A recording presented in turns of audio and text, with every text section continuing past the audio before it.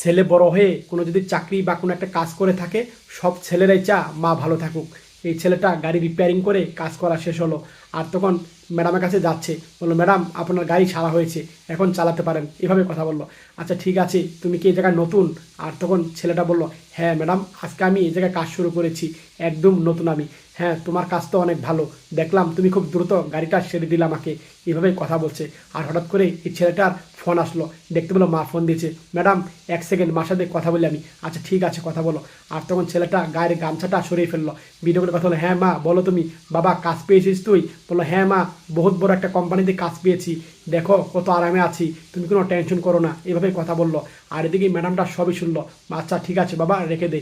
ছেলেটা রেখে দিল।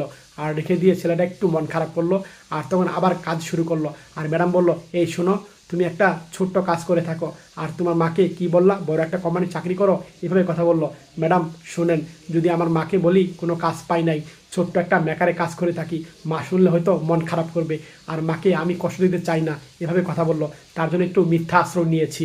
ছেলের কথা শুনে ম্যাডাম মনোমুগ্ধ হয়ে গেল। সত্যি ভাই, এই মা ভালোবাসার ছেলেটাকে ভালো লাগলে শেয়ার করে দেন।